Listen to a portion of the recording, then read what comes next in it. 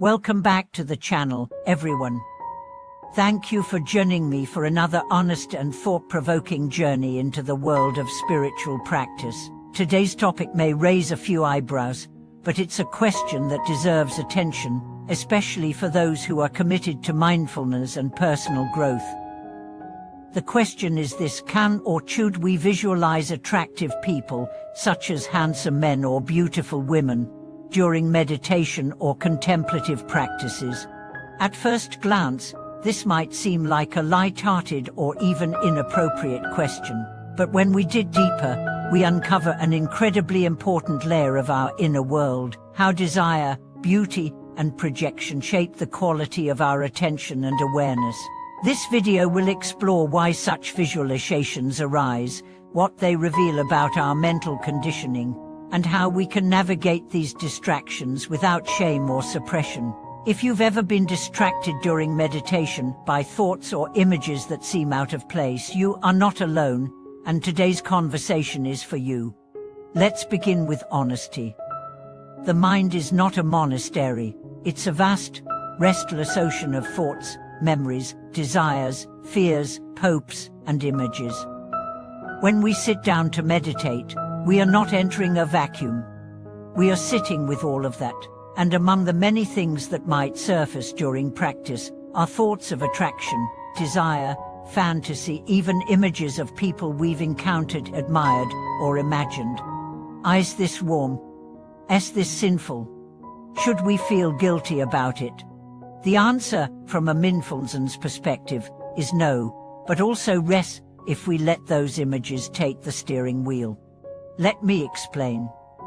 In mindfulness, the goal is not to suppress what arises, it's to observe, with clarity, with curiosity, with detachment. So when an image of a handsome person or beautiful figure rises in your mind, you don't scold yourself. You don't panic. You also don't follow the image into fantasy. Instead, you notice, you breathe, you observe how your body reacts. What emotions arise? Is there longing? Is there excitement?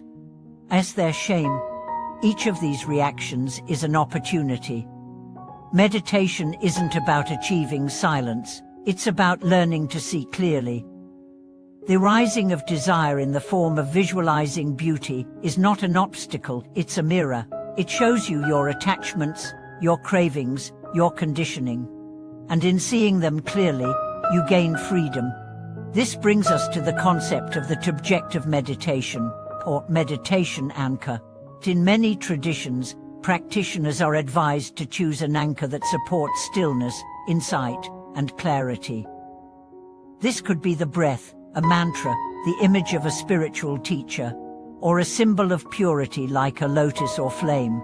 The key is that the object should guide you inward, toward awareness, not outward or toward craving. Now imagine trying to meditate while visualizing someone you find attractive.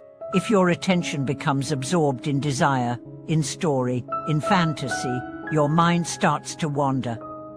Your focus is no longer centered. You're being pulled into the realm of attachment. And this is where such visualizations become problematic, not because attraction is wrong, but because it disturbs the stillness and equanimity that meditation cultivates. Let me tell you a story. A monk in training once confessed to his teacher that he kept seeing a beautiful woman's face during meditation. He was embarrassed. "I can't control it," he said. "Her face appears every time I close my eyes." The teacher smiled and asked, "When she appears, what do you feel?" The monk replied, "My heart races. I feel distracted. I feel guilty." The teacher nodded. "Then she is your teacher. Not because of who she is, but because of what she reveals. Sit with her, but do not chase her. Let her teach you what you cling to."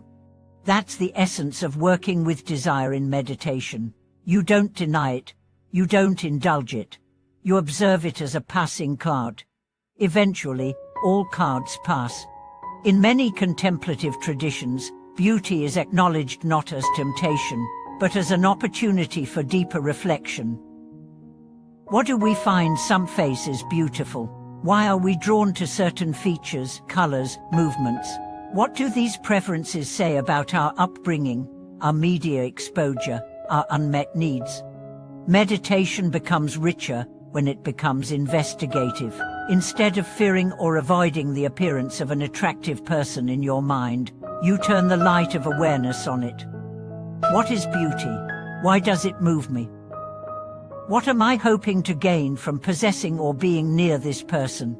These questions do not need answers. They open you. They expand your awareness. For now, it's important to recognize that for some practitioners, especially those dealing with compulsive thought patterns, visualizing attractive figures can reinforce habits that hinder liberation.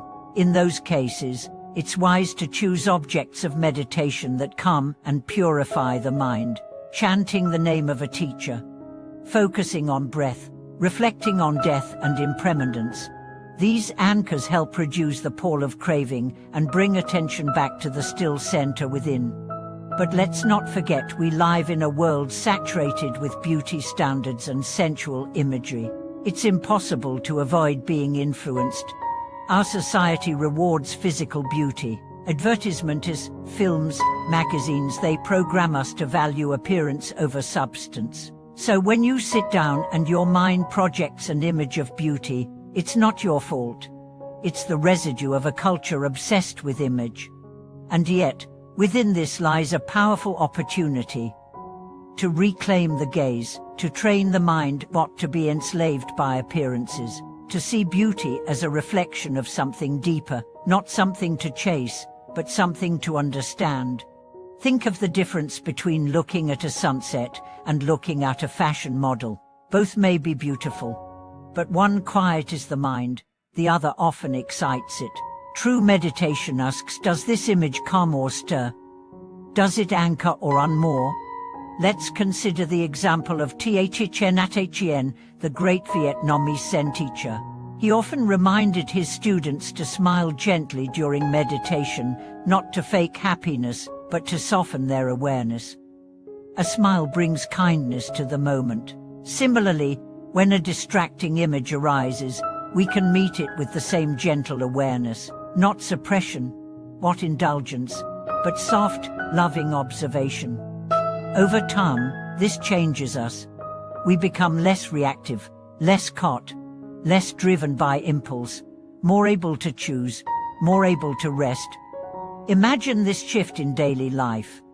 You pass someone attractive on the street.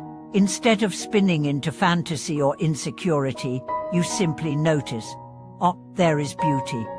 And you move on. That's freedom.